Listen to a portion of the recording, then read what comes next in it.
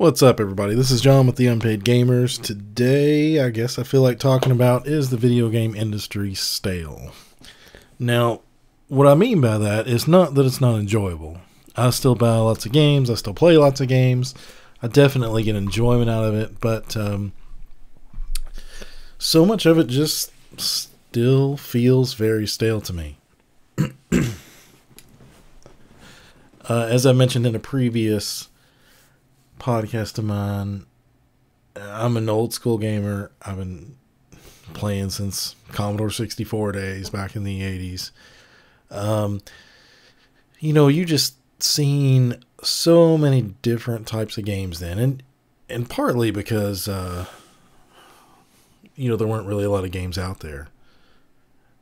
We definitely got a lot more history, so I get that it's hard to come up with new ideas, but what I don't really like is the fact that so many companies just rehash old ideas or just make the same types of games over and over and over. We're on Call of Duty, how many now? Not that that's necessarily a bad thing. I mean, Call of Duty has its following. I still enjoy it somewhat, but, so many shooters feel like the same game anyway. And, you just turn so many out and it really just becomes another shooter with different maps and then a couple gimmicks. And again, there is something to say about the fun of playing a shooter. There's still differences between the different types. You have your Call of Duty crowd, you have your Battlefield crowd. There's nuances to each, and people like those. Personally, I'm a Battlefield guy. I like the slower pace. I like the large scale maps, and I just like that style of gameplay. So, I'm not really dogging on franchises. I mean, I still look forward to the new Call of Duty or the new Battlefield or, certain franchises. But it seems like anymore we just have nothing but sequels and remakes or just recycled ideas. If it's not a shooter, it's not a role-playing game, now, almost anything is a battle royale or has a battle royale mode, which, I gotta admit, that concept was really interesting for a bit until I played it, and then it's just not for me. And I understand a lot of people like it. That's cool. But it was very intriguing when it came out because it was something different, right?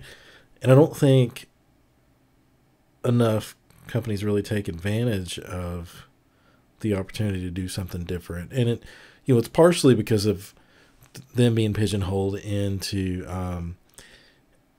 commercial success and things that happen with,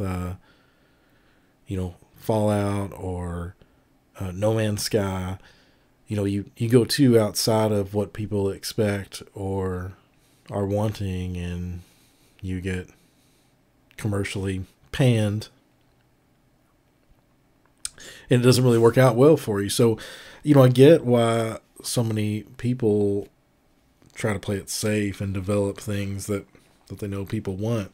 But, there's got to be a balance in that.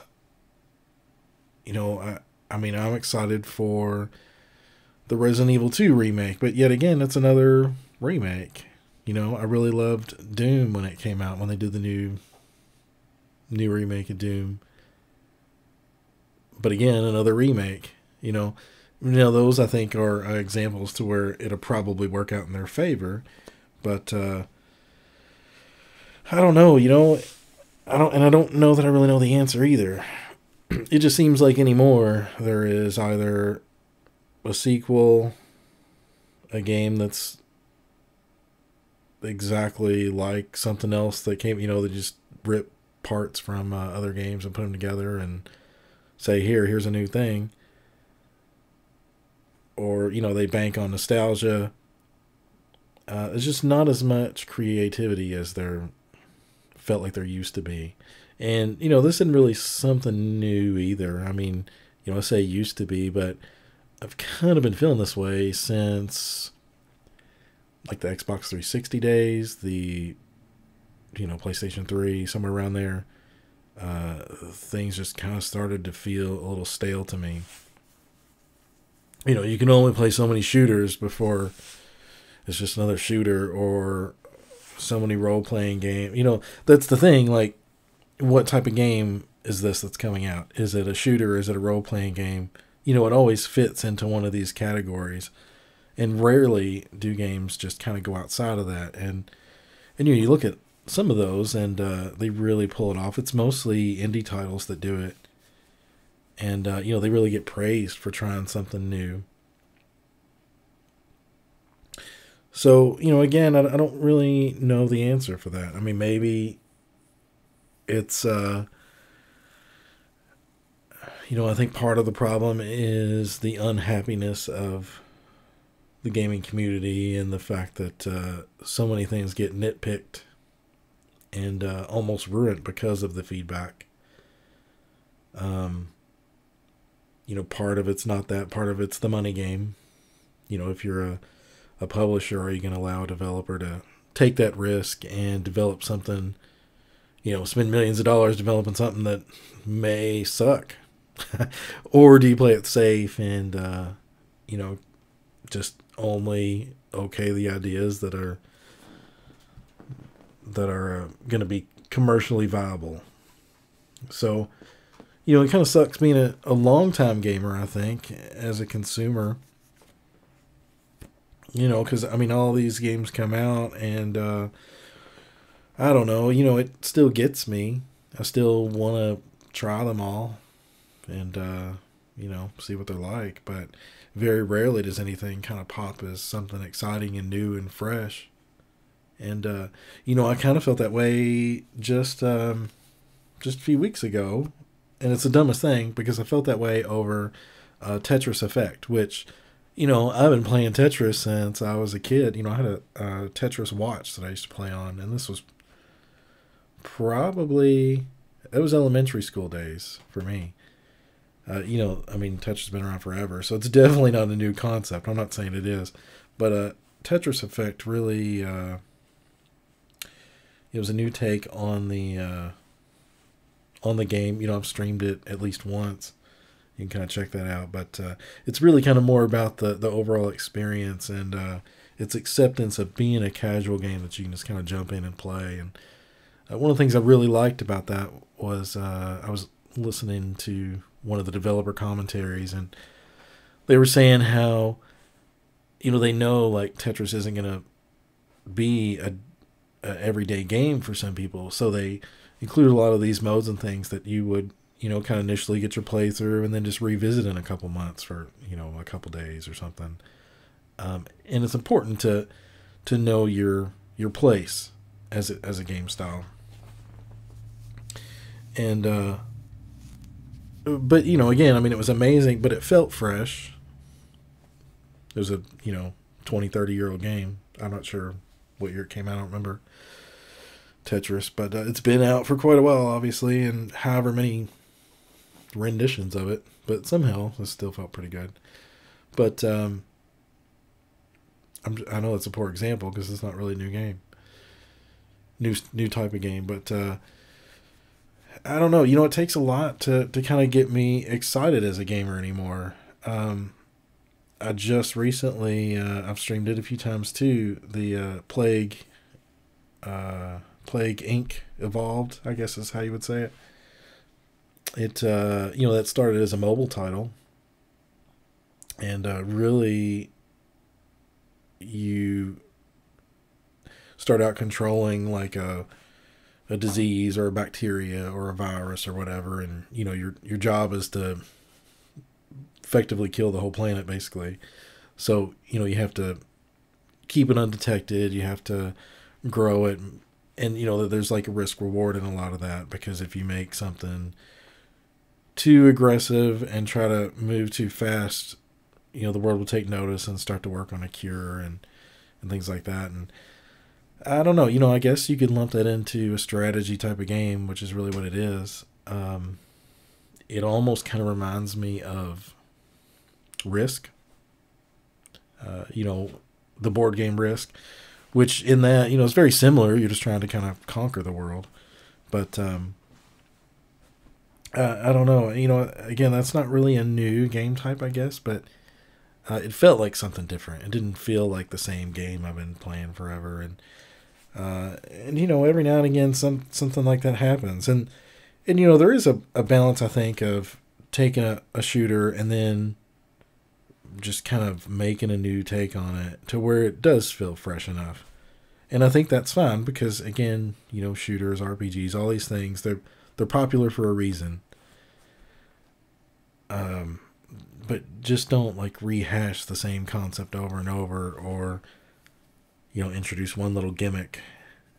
You know, Doom to me was really cool because, well, for one, it played on nostalgia, so maybe it's not as cool to some as it was for me. But I was a big Doom fan back in the '90s, and you know, played it along with everyone else on multiple consoles, and dumped way too much time in it. You know, some of my best memories were playing some early Doom and listening to Nine Inch Nails and Ministry, just playing for hours. I'd replay the same levels over and over, I guess. But, you know, to me, that's like one of the top shooters of all time, you know, if not the top shooter, and definitely one of the first to kind of popularize like the online deathmatch and, you know, a lot of the mechanics that we still see today. But if you know, look at so many of these shooters now, how much have they really changed? You know, I mean, they have, but I don't know. You know, the re-release of Doom played on that nostalgia. It made enough changes, but I think what really impressed me the most was it managed to capture that frantic, adrenaline pumping feel. And that's something I haven't really felt in a first-person shooter in a long time.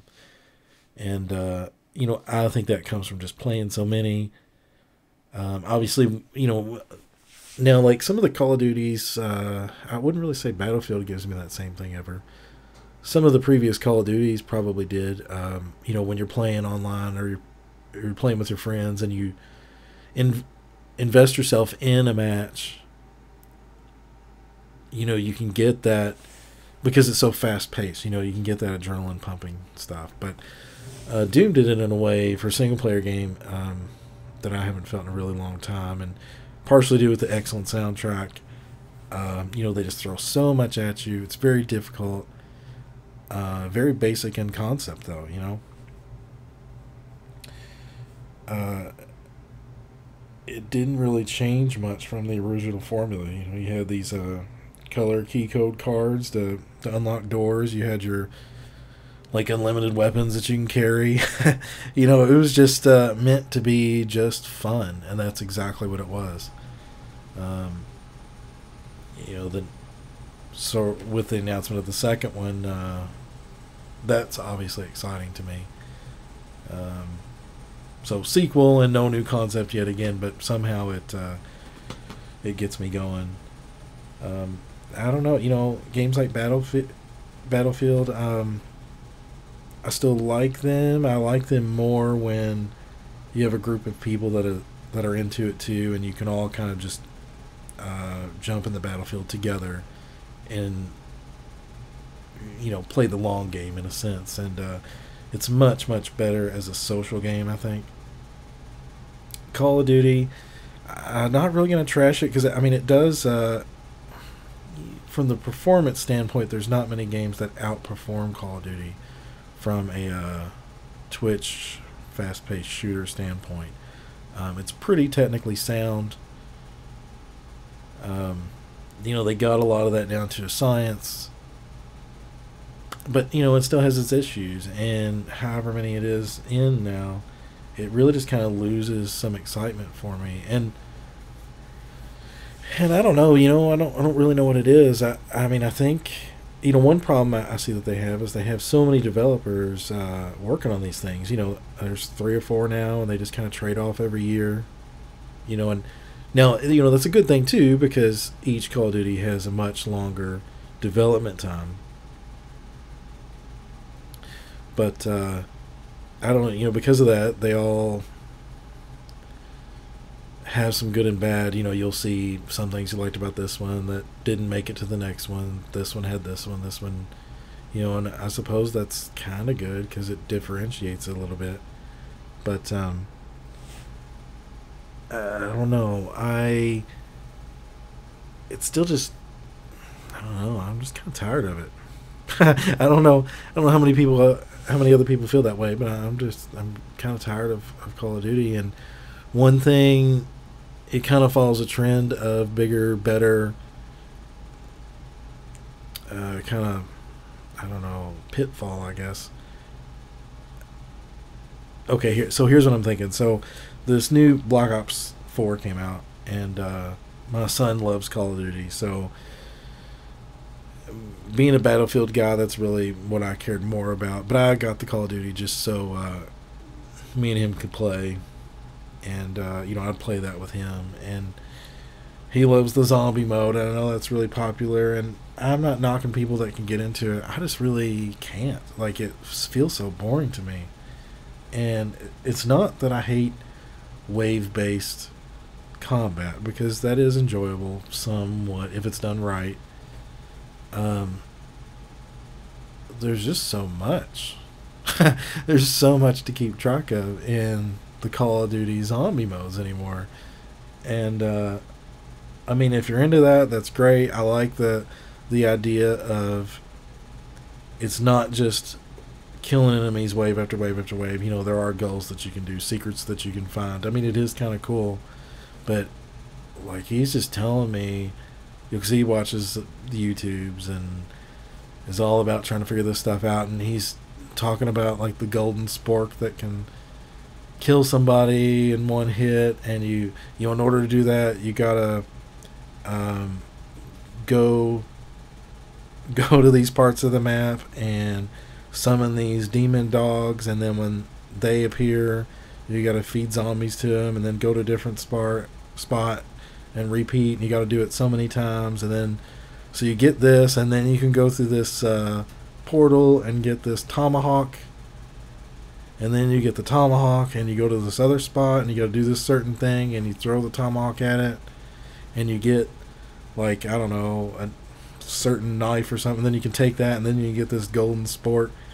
And I'm like, I don't know, like, it feels like Fortnite to me. And and that's, I'm not knocking Fortnite, because it's a great concept. It's a hugely successful game. It's just definitely not for me either. And I don't know, but I can't really complain about Fortnite though, because it is a new concept and it is a kind of a fresh experience, and that's awesome. And I love that it's there. It's just not for me, and that's fine. But it's great for a lot of different reasons. I mean, Epic's it's still one of the really good companies out there, in my opinion. And they were smart enough to make this free-to-play game that can latch on to any kid and take them over completely. You get the merchandise, you have the costumes, there's all these kids doing these dances everywhere, they have their microtransactions, making billions of dollars. It's a fresh experience. They really kind of took Player Unknown's Battle Royale, and I don't even think PUBG was the first one to do the Battle Royale, but I think they were kind of making it popular anyway. I'm not positive on that, so don't quote me. But Fortnite took that idea, made it what it is now. So it's just the king of the ring, in my opinion. But like, there's so much going on though, it drives me nuts. Like, what I don't like about it is you parachute in, you rush to find a weapon, you get your ammo, you get your whatever, and it's like, by the time you get set up, my experience anyway, is that, by the time I get everything set up, like I get sniped or something or die, and then I have to, can't just respawn, which I get, that makes the mode. That's what's cool about it. But it kind of sucks when you're not that great at it like me, that you have to leave the game, join a new game, parachute back in, start all over, and the whole time, like, that's bad enough. The whole time with Fortnite, I'm watching my son play it, and it's giving me a headache. He's running around and he's building ramps and building walls and hopping down, and like he's having gunfights while he's building. I'm like, how the hell do you even do that? And I'm not the greatest player, but I'm not a slouch either.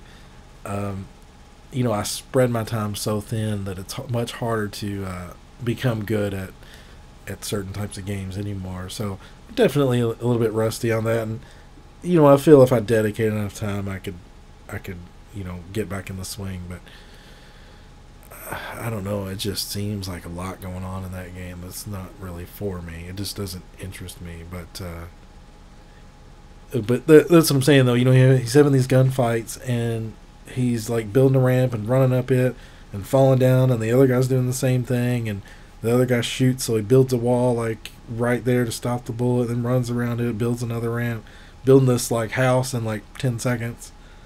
And it's like, holy hell, what happened to just like death matching? But I get it. It's cool. It's cool. If it's your thing, it's awesome. But that's kind of what like Call of Duty Zombies feels like to me. It's so convoluted. There's so many steps and things, and I don't know. I can't really knock it for including a lot of content either. But I don't know. And that doesn't really play into what I've been talking about, I suppose. It's just an odd direction that games kind of move in these days. If it's not a remake, if it doesn't play on nostalgia, if it's not a sequel, then it seems like they just kind of follow the trends. And that's probably smart business, but it kind of sucks when you've been around a long time. And I think that's why some of these retro consoles are so successful, because it kind of brings us back to the much simpler times of gaming. And for me, when it was just a lot more fun. I mean, now I can't say I don't have a great time with some of these cookie cutter games, as I like to call them. The new Spider-Man game was like amazing Spider-Man, right? But it just did what it did very well, and now I'm somewhat biased because I'm a huge Spider-Man fan. But it was great. It was solid. Combat was solid. It borrowed from like Arkham Asylum a little bit as far as combat and the way the enemy structure worked and stuff like that. But I don't really have anything bad to say about it, even though there's really not much original about it. So there are certainly examples that that pull off something well for me, but overall, I just feel like a lot of these things are just kind of manufactured and feel soulless, I guess.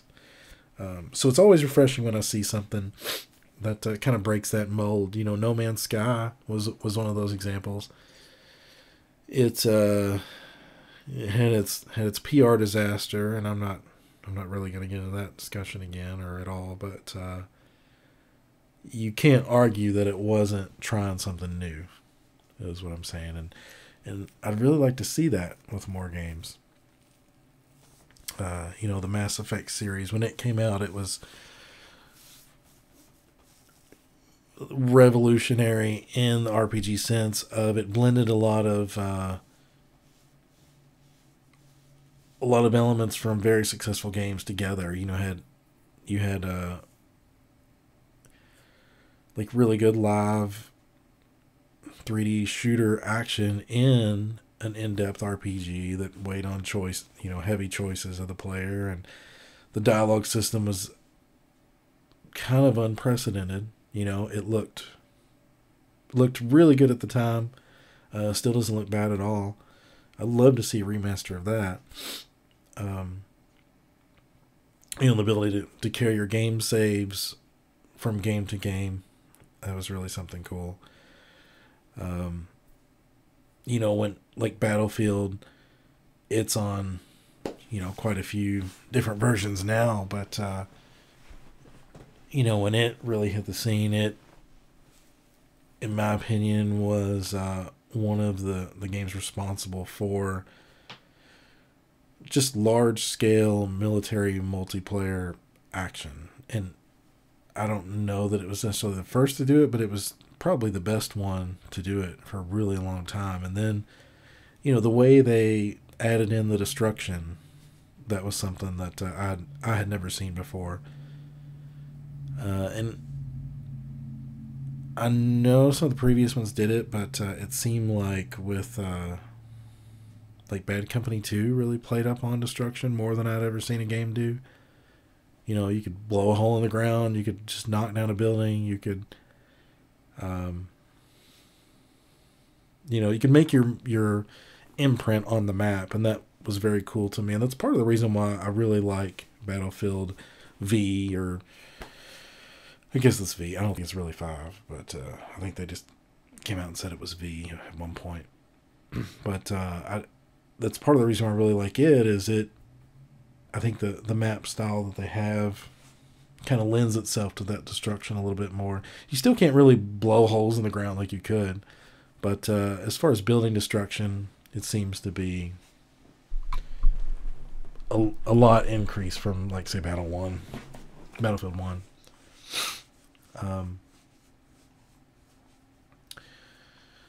But yeah, I don't know. I mean, like, I guess what I'm saying, almost every year is pretty predictable. You're going to get a new Battlefield, you're going to get a new Call of Duty, the new sports games are going to come out, you're going to have, probably a new Tomb Raider, or, I don't know, just some of those big franchises. But other than that, what kind of surprises are there going to be? And that feels pretty minimal. Love it or hate it, Destiny, that was something different, I thought. It kind of took a lot of the combat from Halo and dumped it into like this live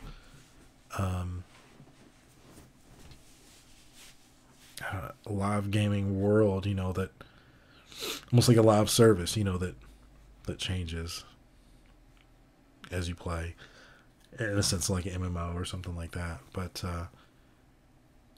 and again, some of these things, like these games that I'm mentioning that kind of broke the mold, I'm not even saying they're definitely original or introduced new content, but they kind of popularized a lot of those ideas and really made them more, mainstream.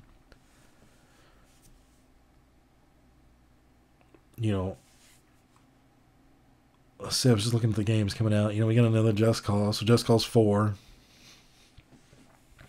It's kind of dumb fun, but, make a new game of the old one and add a new number. That's really what we see a lot of times. So, okay, now what is this? This is, yeah, I guess just new releases is what I'm looking at. So somehow Grand Theft Auto's on there. But, okay, so Call of Duty Black Ops 4. Okay, number 4. Just Cause 4. Grand Theft Auto 5. I know that's not new, but it's on there. Spyro Remastered Trilogy. Okay, another remastered. Red Dead Redemption 2. Great game, but a sequel. God of War. Great, great, great game, but part of the franchise. Kingdom Hearts 3. I've never really played Kingdom Hearts. I know it has a huge following. I heard it's really good. Just never really got into it. I'm sure the people that love it are really happy about that. And sequels and franchises, it's not terrible. I'm not saying that. Madden NFL 19. Okay, that sports game. NBA 2K19. No Man's Sky. Minecraft again. That's not new, but like you just go down these lists and it's like sequel after sequel after franchise game. And, the ones that really excite me are just something a little bit more unique. I mean, Horizon Zero Dawn, it's on this because of the complete edition, but, it was a game that was very refreshing to play, even though a lot of the mechanics kind of felt similar to the previous things. It kind of reminded me of Uncharted in a sense. Some of the take cover and combat, but that's really kind of where that comparison stops. But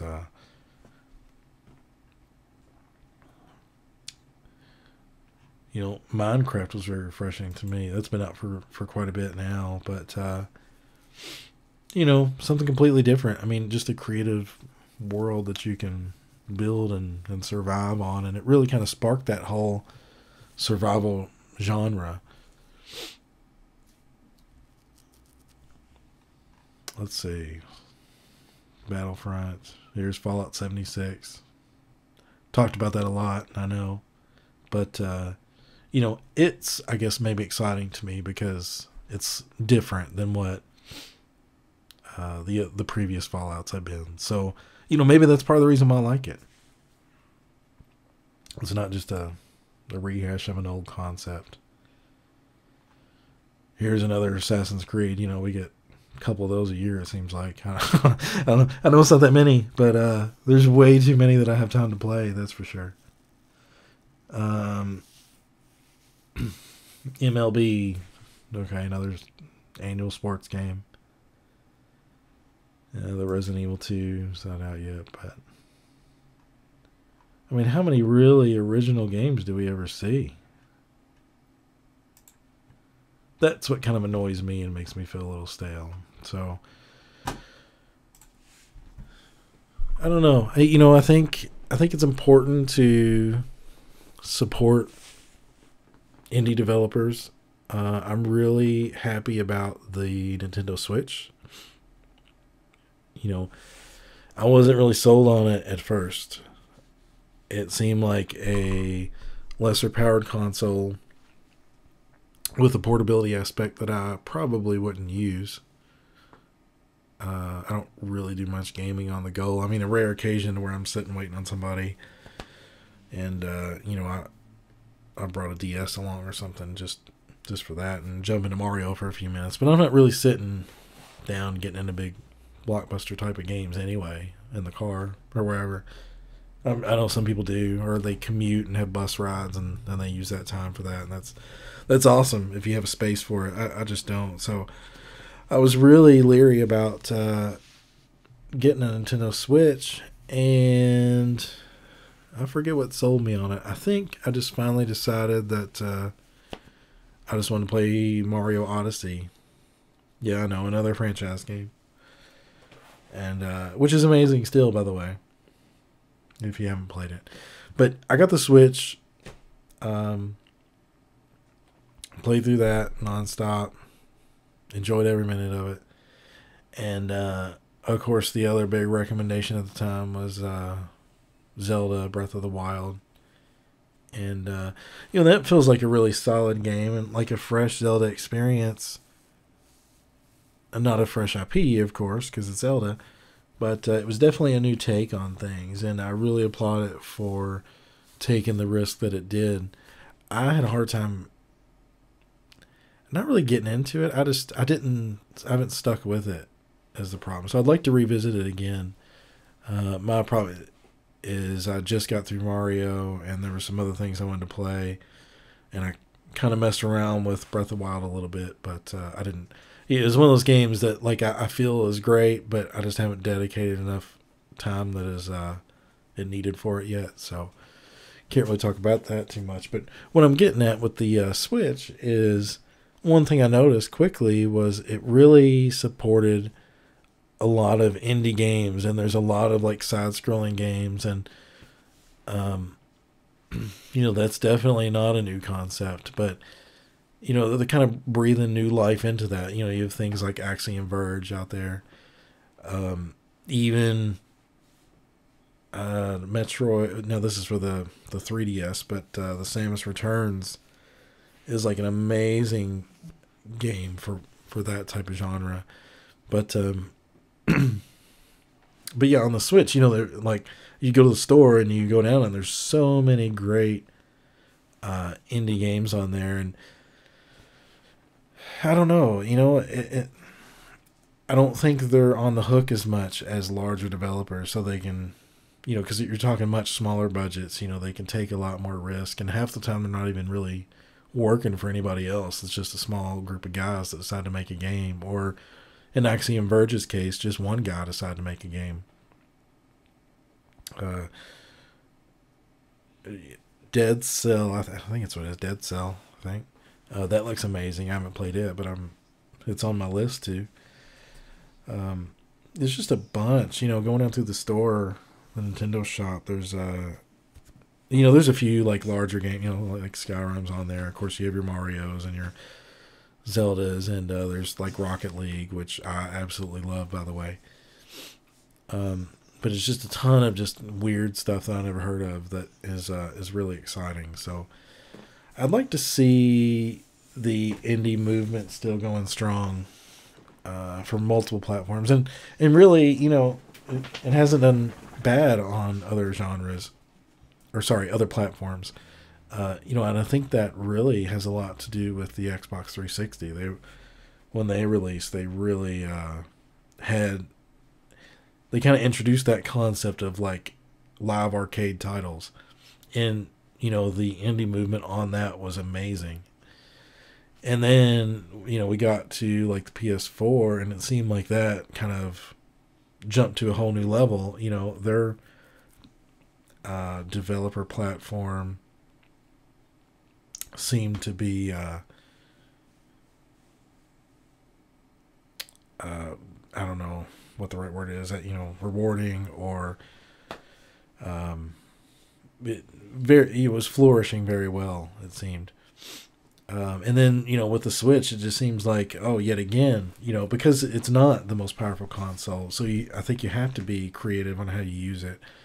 And I just think there's a great opportunity for a lot more casual or indie or just new style games on that system. So I don't know, that's what I could say about that, I guess. I don't really have any real direction here, but just kind of spewing my thoughts on what I feel about the industry. And I like franchises, I like sequels, I love games that play on nostalgia. I don't mean that any of that's bad, but I would just like to see more games take that risk. I get tired of seeing the same cookie cutter games. And, if you're, a young kid or a teenager or something that just hasn't played as many or hasn't been around as long, maybe a lot of these ideas seem fresh or, are more exciting. But I don't know. I'm not trying to be a stick in the mud. Some old guy who doesn't enjoy games, because I really do. I play games all the time. It's just, I don't know, change it up more, excite me. So anyway, this has been the Unpaid Gamers podcast, I guess. I should probably just name it Posthumanguy's Ramblings or something, because it seems to be what I do a lot of the time on here. We do have some things in the works that are a little bit more structured. I know I've mentioned before, we're going to be doing our year-end kind of gaming award type of thing soon. We're going to have I know at least one guest lined up to discuss a handful of specific things, so that's going to be exciting. I'll definitely be posting some more gameplay soon, and I'm sure the Gaming Roundtable will be coming up before too long as well. So in the meantime, have fun, and thanks for listening. Thanks.